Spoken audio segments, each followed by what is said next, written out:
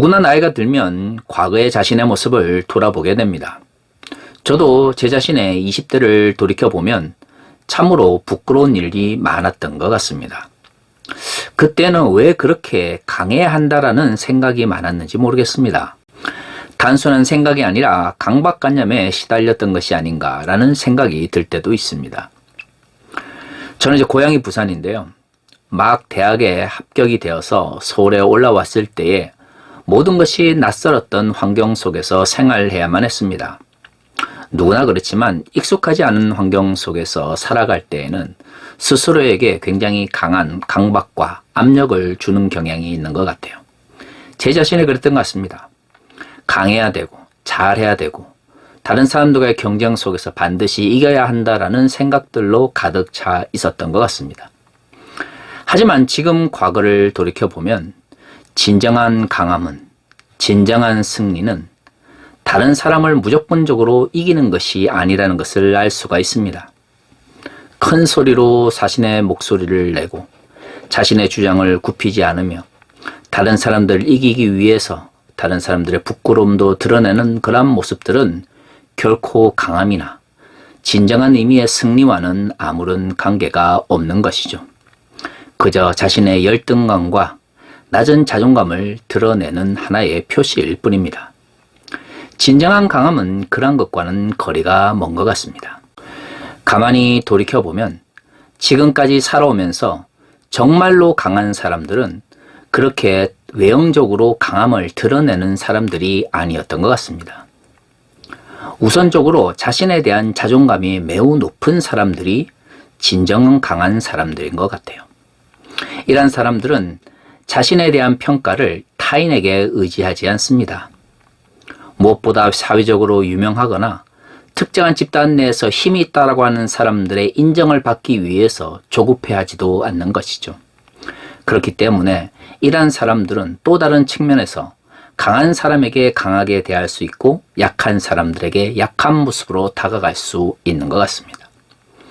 흔히 사회에서 생각하는 것처럼 강한 사람에게는 약하고 약한 사람에게도 강해지는 것은 스스로는 어떻게 생각할지 모르겠지만 그것은 진정한 강함이 아니라 비겁함이 될 수밖에 없는 것이죠.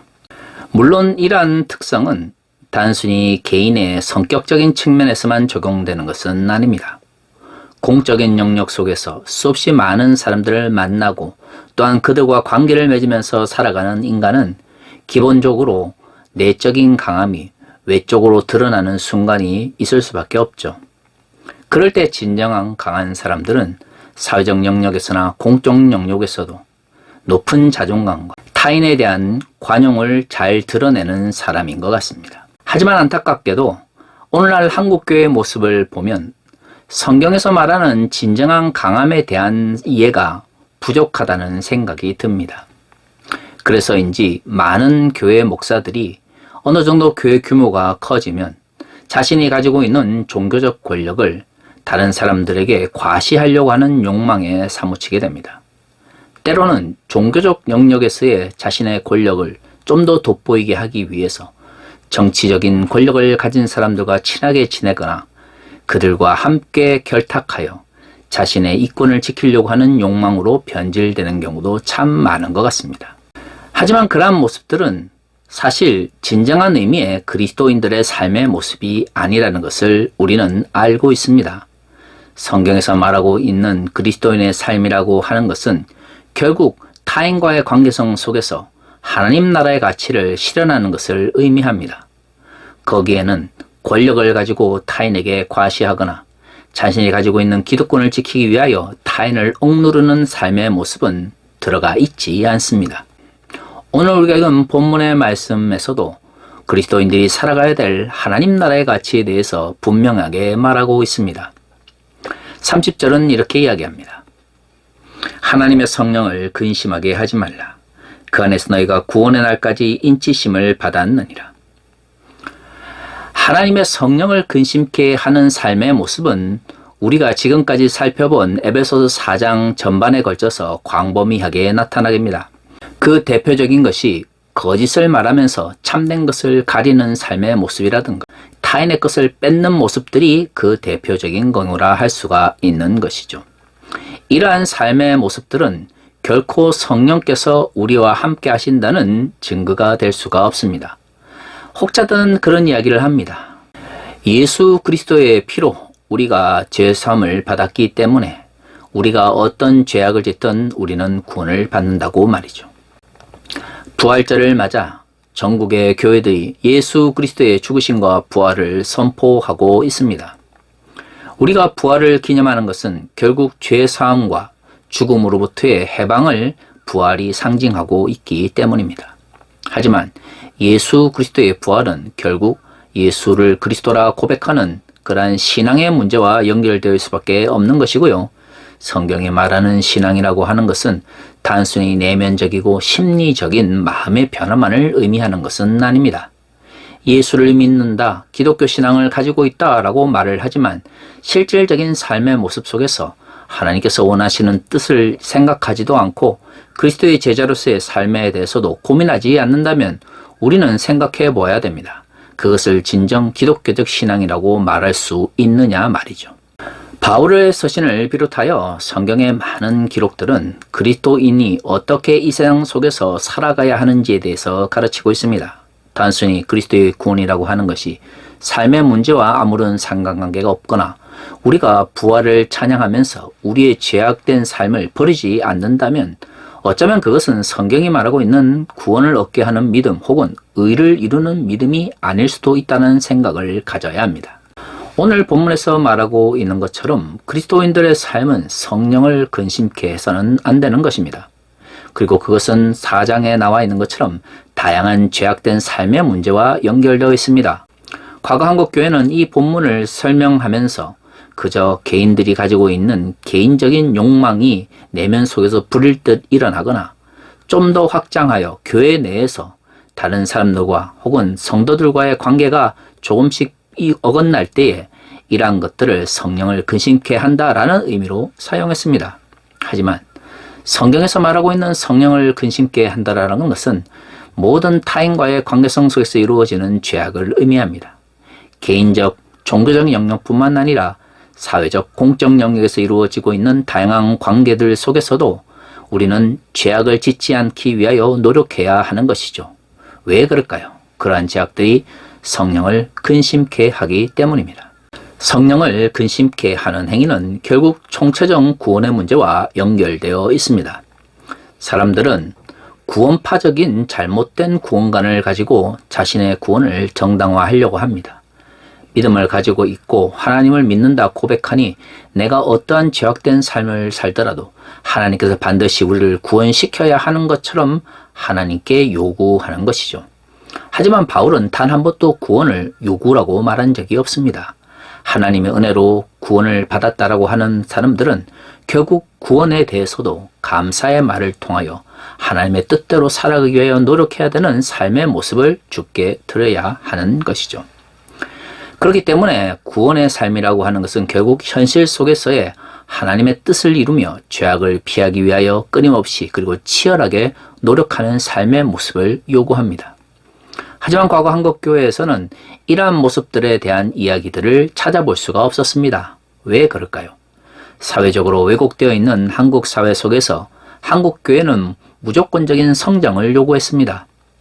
정치적이고 사회적인 문제와 관심 없이 그저 종교적 영역 속에서 많은 사람들을 끌어모으는 것만이 성공적인 목회다, 하나님의 뜻이다 라고 가르쳤기 때문에 결국 그러한 사회적 문제와 갈등을 일으키지 않기 위해서는 구원의 문제도 신앙의 문제도 죄악의 문제도 영적인 혹은 개인적인 나아가 심리적인 것으로 제한시켜 버려야 했던 것이죠. 하지만 그러한 식의 잘못된 복음의 선포는 한국교회를 21세기 몰락의 길로 이끌고 있습니다. 오늘 본문에서 말하고 있는 것처럼 성경에서 말하고 있는 죄악된 삶은 결국 타인과의 관계성 속에서 이루어지는 것입니다. 단순히 심리적으로 내면적으로 하나님께 나쁜 생각을 하거나 죄악된 마음을 먹는 것만을 의미하는 것이 아니라 타인의 관계성 속에서 이루어지는 죄악에 대하여 성령께서 근심하는 것이죠. 그리고 그것은 성령을 통하여 구원의 인치심을 받은 그 구원의 문제를 때로는 위협하는 심각한 죄악의 문제로 변질되기도 합니다. 하지만 우리는 이러한 생각들에 대해서 지금까지 외면해 왔습니다. 하지만 31절은 이렇게 이야기합니다. 너희는 모든 악독과 노함과 분냉과 떠드는 것과 비방하는 것을 모든 악의와 함께 버리고 30절에 성령을 근심케 하는 일을 버리라 라고 말하고 나서 31절에 그 성령을 근심케 하는 죄악에 대하여 반복해서 설명하고 있습니다. 대부분이 어떤 일인가요? 그렇죠. 타인과의 관계성 속에서 이루어지는 온갖 죄악과 거짓들을 담아내고 있습니다. 그렇다면 그리스도인들의 삶 속에서 성령을 근심케 하는 죄악의 문제는 타인의 관계성 속에서 이루어지는 때로는 사회적이면서 공적인 영역 속에서 그러한 죄악들을 표출하는 것 역시 성령을 근심케 하는 그리고 심각한 문제라는 것을 알 수가 있는 것이죠. 기독교 신앙이라고 하는 측면에서 예수 그리스도의 제자의 삶은 바로 이러한 죄악을 버릴 때에 더욱 강한 힘을 얻을 수가 있습니다. 온갖 죄악 가운데서 벗어나지 못하면서 나는 그리스도의 제자다, 하나님의 백성이다 라고 아무리 떠들어도 그 말은 아무런 힘과 능력을 가질 수가 없는 것이죠. 그리스도인들이 진정 강함을 표현하기 위해서는 그러한 죄악된 삶의 모습을 버릴 수 있는 용기와 결단 그리고 처절한 싸움의 모습이 있어야 하는 것입니다. 그렇다면 그리스도의 제자로서 또 다른 강함을 드러내는 방식은 무엇일까요? 32절은 이렇게 이야기합니다. 서로 친절하게 하며 불쌍히 여기며 서로 용서하기를 하나님이 그리스도 안에서 너희를 용서하신 같이 하라. 타인에게 친절하며 도움을 필요로 하는 사람들을 불쌍히 여겨 그들을 도울 수 있는 힘을 가지고 삶의 실천으로 나타날 때에 그것이 진정한 강함이 될 수 있다고 말하고 있습니다. 그러한 타인에 대한 친절과 연민의 마음은 결국 그리스도 안에서 하나님께서 우리를 용서하신 그 하나님의 용서에 기반하고 있음을 알 수가 있는 것이죠. 그런데 우리가 오늘 본문에서 생각해 봐야 하는 것이 32절에서 말하고 있는 하나님의 용서라고 하는 것이 과연 죄악된 행위를 그저 외면하는 것을 의미하는 것이냐는 것이죠. 만약에 하나님께서 우리의 죄악을 그저 외면하시면서 우리를 구원하기를 원하셨다면 굳이 그의 독생자를 이 땅에 보내실 필요가 없으셨을 것입니다. 굳이 우리의 죄를 십자가에 못 박혀 죽게 하시고 그리스도의 의로 우리를 덧입게 하사 우리를 의롭다라고 칭할 필요도 없었을 것이죠. 하나님의 용서는 죄악에 대한 외면을 의미하는 것이 아닙니다. 하나님께서는 우리의 죄악을 싫어하셨기 때문에 그 죄악을 씻기 위하여 당신의 독생자를 이 땅에 죽게 하신 것입니다. 우리가 부활을 기뻐할 수 있는 것은 그분이 우리 죄를 위하여 십자가에 죽으셨기 때문이지 그리스도의 십자가 없이도 부활을 경험했기 때문이 아닙니다. 하지만 한국의 근본주의 교회는 지금까지 그렇게 부활을 가르쳤습니다. 십자가 없이도 부활이 가능한 것처럼 우리의 죄악에 대한 용서나 그에 대한 대가가 없이도 마치 구원이 가능한 것처럼 가르쳤던 것이죠. 하지만 오늘 본문에서 말하고 있는 것처럼 하나님께서 우리를 용서하시기 위해서는 이 세상에서 가장 큰 대가를 치르셔야 했습니다. 그것은 무엇입니까? 바로 독생자의 죽음이었던 것이죠. 그렇다면 그리스도인들이 용서에 대해서 이야기할 때는 그 죄악에 대해서 분명히 바로 잡아야 하며 그 죄악의 대가에 대한 분명한 이야기들을 선포할 수 있어야 합니다. 그것이 없이 하나님의 은혜만을 이야기할 때 디트리히 보네퍼가 이야기한 것처럼 싸구려 은혜가 선포되어지는 것이죠. 그렇습니다. 성경에서 말하고 있는 그리스도인들의 삶의 참된 모습, 그리스도인들의 진정한 강함은 죄악을 멀리하며 하나님에 대한 사랑과 하나님에 대한 은혜에 대한 감사로 인하여 타인에 대해서 친절하고 연민의 정을 품는 것입니다. 그것이야말로 진정 그리스도인들이 고백할 수 있는 진정한 강함의 표현인 것이죠. 하지만 한국교회는 지금까지 그렇게 하지 못했습니다. 권력을 가진 사람들에게는 머리를 조아리며 그들에게 복을 빌어주면서도 사회적인 약자와 소수자들에게는 차별과 혐오의 말을 통하여 그들 마치 큰 죄인인 것처럼 포장해 왔던 것이죠. 사실 지난 1년 동안의 윤석열 정권의 다양한 실정 앞에서 한국의 근본주의 교회들, 특히 대형 교회들은 아무런 비판의 목소리를 내지도 않았습니다. 2020년 정광훈 사태 이후 한국 교회가 극우 기독교로 인하여 그토록 많은 비난에 처해 있었음에도 불구하고 한국의 근본주의 교회나 대형 교회들은 거기에 대하여 그 어떤 비판적인 목소리도 내지 않았죠. 종교적 영역에서 뭔가 큰 지지층을 가지고 있는 사람이나 정치적 영역에서 정치적 권력을 가지고 있는 사람들의 다양한 잘못 앞에서 한국의 근본주의 교회와 대형 교회들은 침묵으로 일관하거나 그들을 위하여 찬양하는 모습을 보였습니다. 결국 그러한 것들이 자신들의 기득권을 지키기 위한 모습이었죠. 이에 반해서 사회적 약자들과 소수자들을 향해서는 차별과 혐오의 목소리를 마음껏 질러댔습니다. 과연 이것이 성경에서 말하고 있는 그리스도인들의 삶의 모습인가요? 아니, 오늘의 본문을 통해서 알 수 있는 것처럼 진정한 그리스도의 제자로서의 강함일까요? 그런 것과는 아무런 관계가 없습니다. 진정 그리스도의 제자로서 참된 강함을 드러내고 싶다면 죄악을 멀리하고 죄악을 비판하며 그 죄악을 반복하지 않도록 하기 위하여 삶의 실천을 통하여 표현되어야 합니다.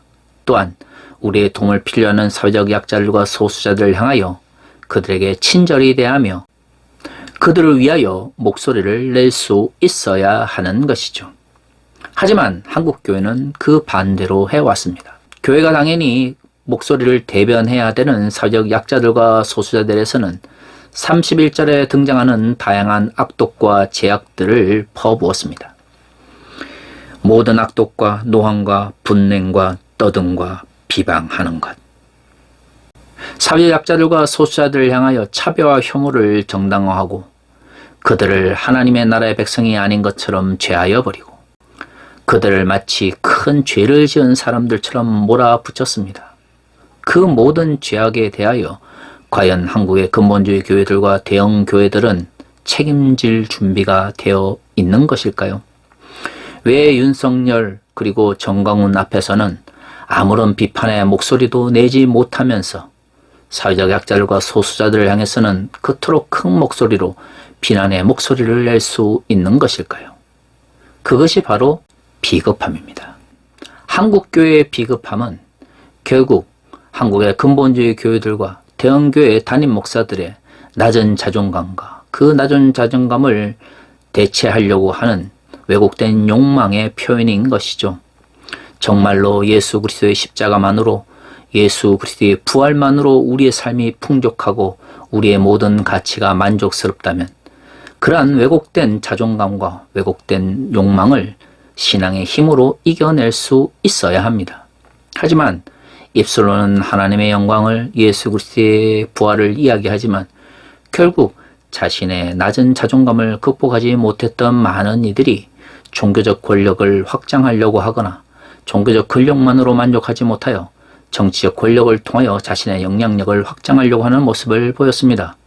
그렇기 때문에 정치적 권력자 앞에서 그리고 극우 기독교 앞에서 한국의 근본주의 교회들과 대형교회 목사들은 아무런 목소리를 내지 못하거나 오히려 그들을 찬양하는 목소리를 냈던 것이죠. 그럼 그런 왜곡된 인식과 욕망이 사회적 약자들과 소수자들에게는 친절함과 연민의 정으로 표현되었습니까? 결코 그렇지 않습니다. 사랑하는 성도 여러분, 그리스도의 제자로서 진정한 강함은 어디에 있습니까? 죄악을 끊어버리고 우리의 도움을 필요로 하는 사회적 약자들과 소수자들을 향하여 친절함과 그리고 연민으로 다가가는 마음이 필요합니다. 그것이야말로 그리스도인의 진정한 강함이기 때문입니다. 우리 모두가 하나님의 은혜 안에서 그리스도의 제자로서의 정체성을 회복하기를 원합니다. 그 정체성이야말로 진정한 자존감의 근원이 될 수 있습니다. 기득권이나 종교적 영향력이나 아니면 정치적 권력을 잡아야만 낮은 자존감이 회복되는 것이 아니라 그리스도인으로서의 올바른 정체성을 회복하고 그리스도의 부활과 하나님의 은혜를 통하여 자신을 새롭게 만들어가는 사람, 그렇게 진정으로 하나님의 용서를 표현할 수 있는 사람만이 진정 그리스도 안에서 강한 사람인 것이죠. 우리 모두가 진정한 강함을 찾아 나아갈 수 있기를 바랍니다. 다 같이 기도하겠습니다.